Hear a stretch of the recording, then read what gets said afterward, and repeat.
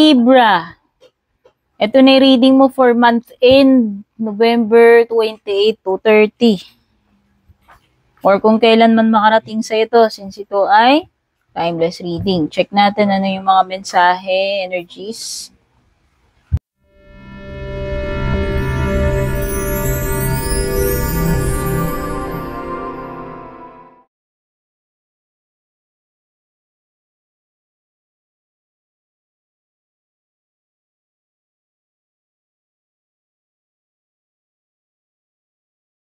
And kung balak nyo pong mag-book or mag-inquire ng personal readings ko, basahin nyo lamang po itong nakasulat sa screen or yung nakalagay sa description. General reading. Thank you so much, Libra, for dropping by bago ka man dito or matagal na. Okay. Gawin nyo lang guide dito. Disclaimer, card readings only. Walang guarantee to totoo, magkakatotoo. For entertainment purposes only na lang. Consider nyo na lang na ganun. Unang-unang oracle card mo, surrender. Release and surrender all control and let nature take its course.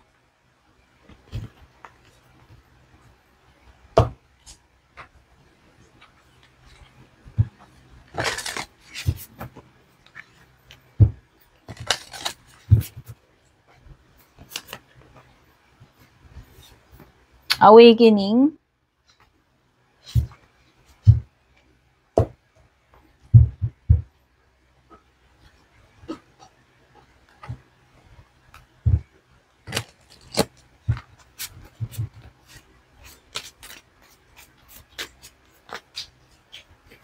Companionship. Oh, wait lang. May mga nakaano dito. Burles. Ayan. Pinost ko na lang, tinakpan ko kasi hindi pwede yung mga walang kasuotan.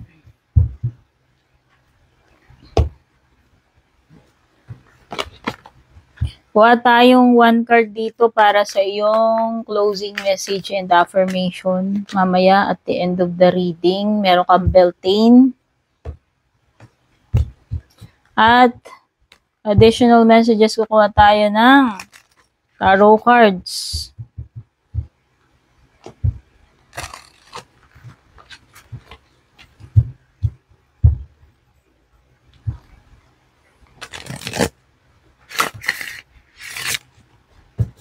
So this is one of my favorite tarot decks from Ciro Marchetti.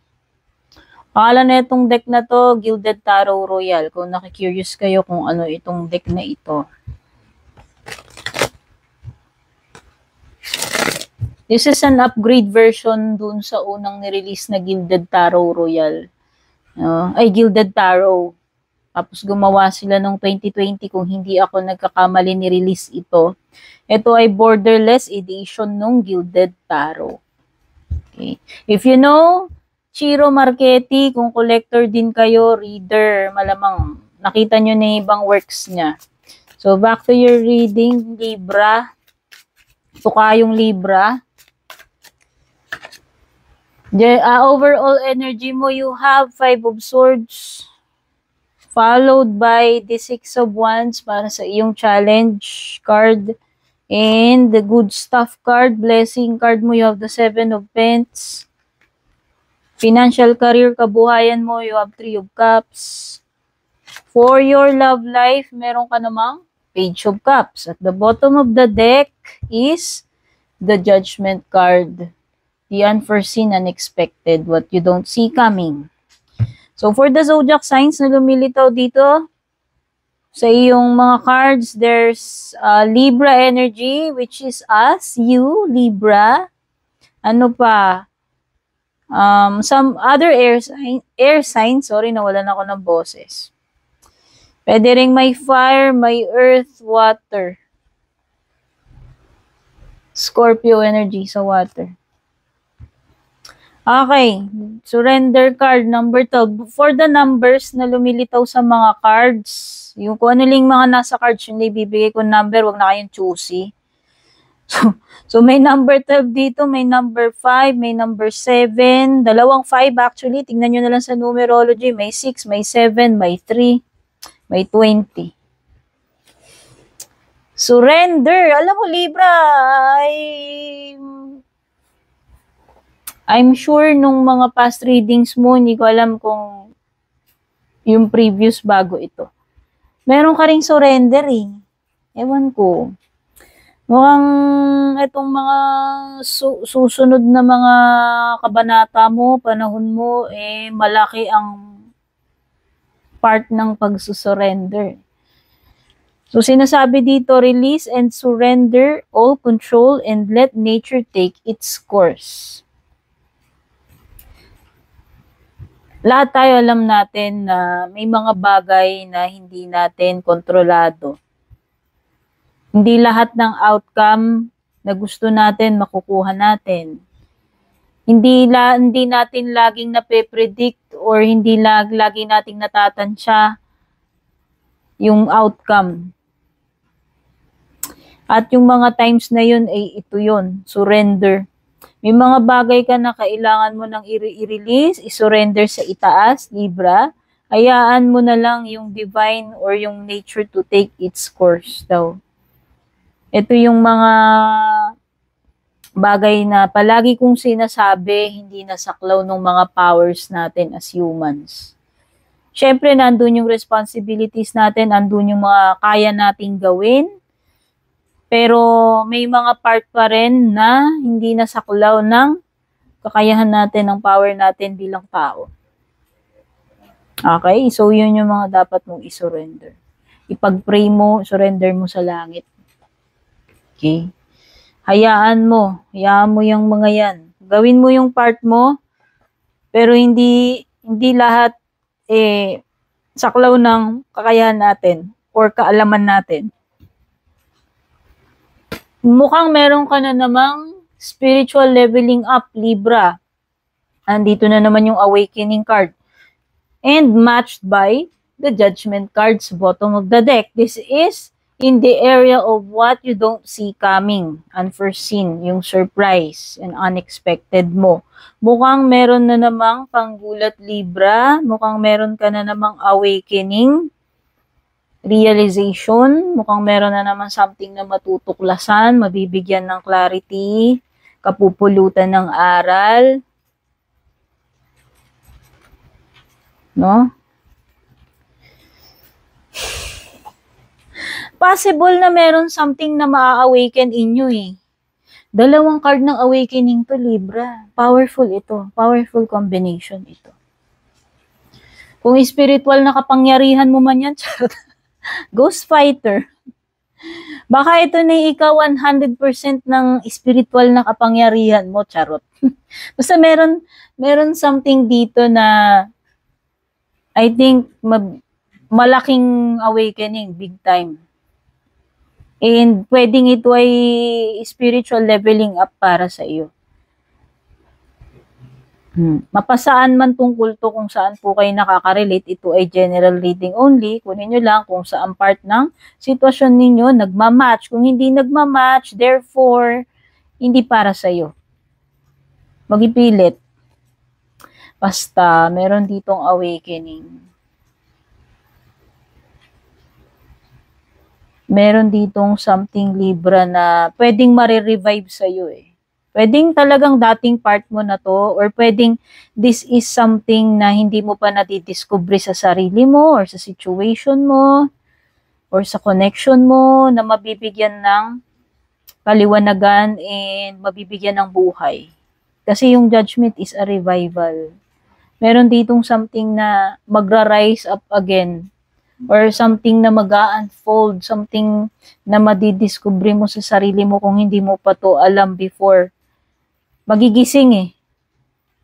Pwedeng naging dormant lang, or pwedeng hindi ka talaga aware before na merong ganito within you. I think this is something spiritual related. Now, hindi ko na iano to kasi may mga boldy-boldy. Ito si companionship cards. So, I think merong partnership para sa inyo. partnership. Feeling ko romantic yan, Libra. Kung specific na naghahanap ka ng makakasama, o pwede rin namang hindi romantic. Someone na makakasama mo, makakatuwang mo, o baka yan na yung love of your lifetime kung hindi ka pa nakakahanap ng the one, ng companion mo, karelasyon mo, or mapapangasawa mo. Pwedeng yan yun. Or kung hindi naman siya about romantic, body-body. Yung body-body mo, alam mo yung kaduo mo, kasama mo eh. Alam mo yun, katandem, parang ganun.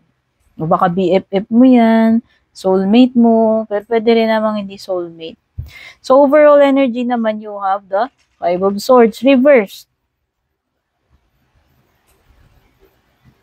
I think, Libra, this is a sign na matitigil na yung mga conflict, yung mga away-away, alitan, pakikipaglaban. Kung wala ka mang literal na kalaban dito, like kaaway, kaalitan, ka-conflict, pwede ngang ibig lang sabihin nito yung merong battle.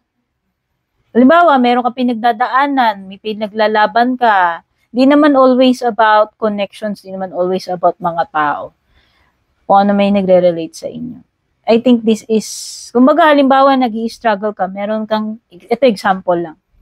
Halimbawa, inilalaban mo itong ginagawa mo kasi naniniwala ka na ito ay para sa'yo, ito yung path mo, or etc. etc. Pero parang ang feeling ko, all of a sudden, marirealize mo, maa-awaken ka, ayan. And isusurrender mo na parang pointless na lang na makipaglaban ka pa dyan, makipagtalo, or ipilit itong situation na to. All of a sudden, marirealize mo, ito na yan eh. And isusurrender mo na lang to sa divine.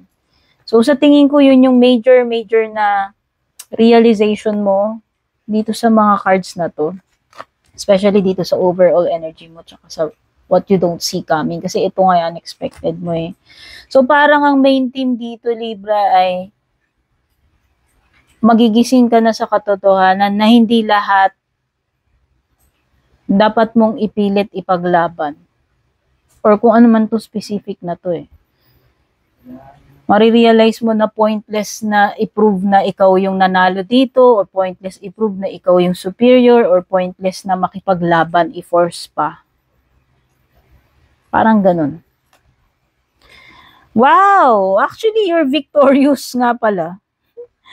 Oo, kaya lang alam mo, kasi kung lumilitaw yung victory card at may laban dito, ibig sabihin ikaw talaga mananalo sa laban. Pero marirealize mo na hindi lahat ng success ay magbibigay ng, halimbawa, sa isang argumento or situation. Sabihin mo na ikaw yung nanalo, ikaw yung lamang. Minsan empty victory kasi meaning nito Five of Swords eh. Malay mo naman. Oo, nag-succeed ka, ikaw yung nanalo, argumento niyan, or what, pakikipaglaban. Pero parang, in the end, hindi, pwedeng empty victory or pwedeng hindi ka rin naman maging masaya about that victory. No? So, yun yung challenge mo. Nanalo ka nga dito. Yun yung pinaka-conflict eh. Ito yung pinaka-conflict, struggle mo, challenge mo. Na nanalo ka, ikaw yung victorious, yes. Pero parang, hollow or yun nga, hollow/empty yung victory mo. Parang, nanalo ka nga, pero parang, hindi ka naman naging masaya doon sa pagkapanalo mo. Pwedeng ganun.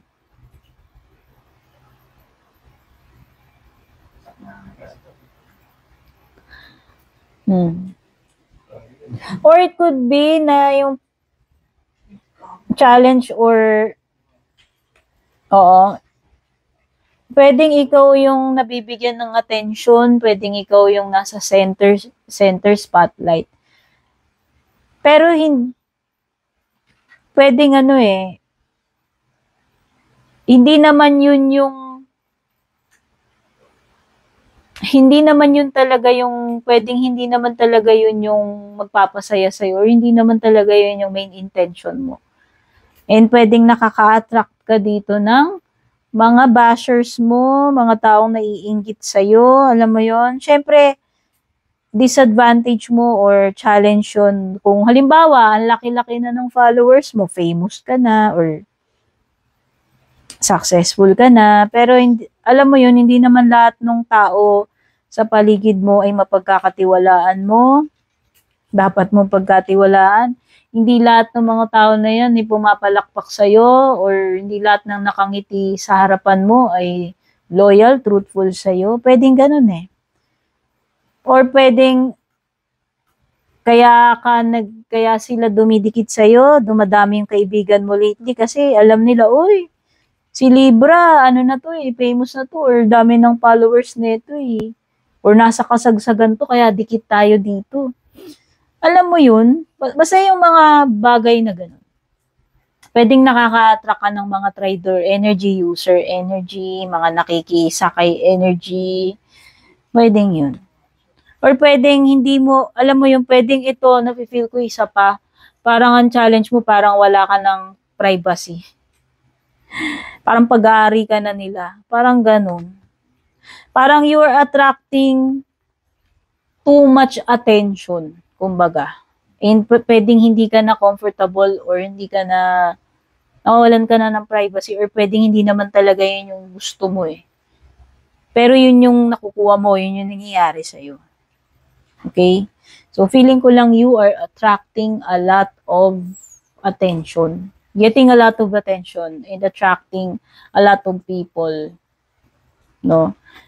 O, lalo na kung nasa social media ka, etc. O kung saan naman yan. Para sa iyong blessing, good stuff, you have the 7 of Pentacles. Libra, ang dami mong aanihin na coins. Dala ito ng kasipagan mo. O halimbawa, ang dami mong tinrabaho, dami mong natapos, or ang dami mong itinanim na maaari mong anihin. Ito ay harvest. Good harvest na paparating sa iyo, Libra. Feeling ko lang. May mga maraming magandang rewards ito. Ayan, hitik ang puno mo. Kaya nga, di ba, alangan naman pukulin nila yung puno na walang bunga. Siyempre, kung sino yung puno na maraming bunga, yun yung binabato, pinupukol. Kasi nga, daming bunga eh. Kumbaga takaw sa mata ng mga tao yun. Parang ikaw yan, Libra. Okay, so be careful na lang. Protect your privacy, protect yung mga pinaghirapan mo, ano yung mga pwede nilang ibato sa'yo, pukulin sa'yo. Pero nakikita ko definitely ito yung mga blessings, material man ito, money, or whatever success na mga anihin mo. Now, with financial career mo, kabuhayan mo, you have 3 of Cups. I think maganda yung synergy ng mga partnerships. So, halimbawa, meron kang mga business transactions, mga kausap, clients, or mga katrabaho. Nakikita ko na in harmony sa workplace, in harmony in business, sa career mo, wala akong nakikitang problem. Oo. Actually, andito yung support ni universe or support ng kapaligiran. No? Kung kinakailangan mo, nandyan sila. And nakikita ko na maganda, marami ka pang mga mamimit eh, ng mga tao eh, pagdating sa business, sa career mo, or dito sa hobby mo. Meron ka mga mamimit dito, mga new connections na maaaring makapag-enrich lalo ng experience mo, makapagpasaya sa'yo, magdala rin ng other opportunities para sa'yo. Nakikita ko may celebration, no? Baka meron kang something to celebrate about, related sa business, sa career, or sa kaperahan. Love life mo, maganda rin, Page of Cups. Wow! Someone is interested. Libra. Pwedeng itong person na to, mas bata siya sa'yo.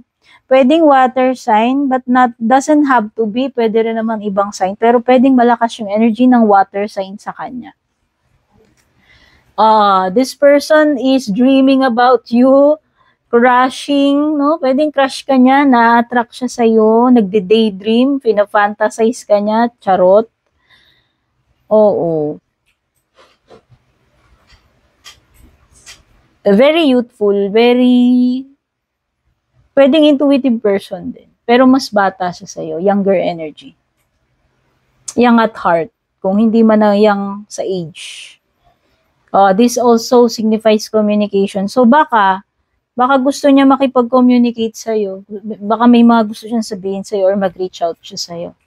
About, yun, tungkol sa sa inyong dalawa, or para mag-express ng admiration sa'yo, or mamaya mag-confess ng feelings, no? Hindi natin alam ano gusto niya i-communicate. So, what you don't see coming, na-discuss ko na to kanina, na meron wake-up call para sa'yo, Libra. Pag na-wake up call tayo, di ba, nahihimas-masan tayo eh. Minsan lessons learned, or parang light bulb moment na parang meron something na parang na-realize mo, finally, ganito, ganyan. Pero yun nga sabi ko, pwedeng renewal, revival to, meron something na manunumbalik. Or something na magigising inyo na pwedeng hindi mo alam na meron kang ganun inyo, or pwedeng dormant, natutulog na abilidad, whatever inside you na mabibigyan ng buhay. This is Archangel Gabriel, by the way. Nagdadasal ako kay Archangel Gabriel. So, Libra, pwedeng nakaka-relate ako dyan. Closing message mo, affirmation, you have Beltane. Di pwede nyo a revival. Di ba ano bang sabi ko? May revival. Dito pa lang na-sense ko na yan.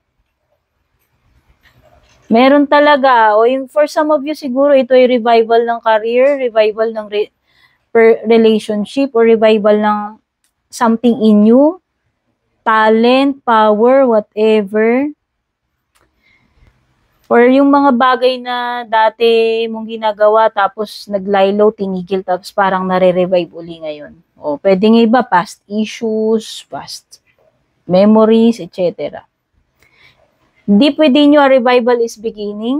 Your energy, parang nabubuhayan ka ng loob eh. Basta parang dating masigla, limbawa tumamlay, ngayon magiging masigla uli, buhay na buhay uli. Your energy will gradually rise. Di ba? Ito na nga yung Kundalini awakening. Your energy will gradually rise and support you for the tasks ahead. This refreshing energy will lift your spirits. Sabi ko nga, di ba? May shift, may leveling up ng vibrations, energies. O parang spiritual leveling up, pwede rin yan. Within the fresh spring air, goodness grows. Allow your spirit to do the same.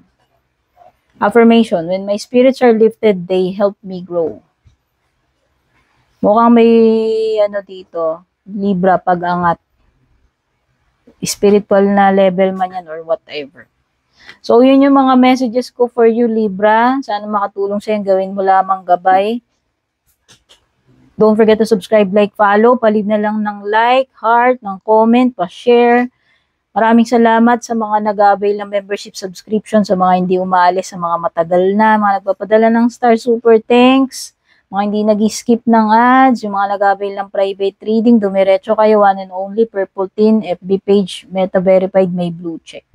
Pag walang blue check, nauunang mag-chat sa inyo, nag-add friend sa inyo, hindi ako yun. Kayo po mismo mag-message doon sa page ko kung balak nyo mag-book, mag-inquire. Godspeed, babush.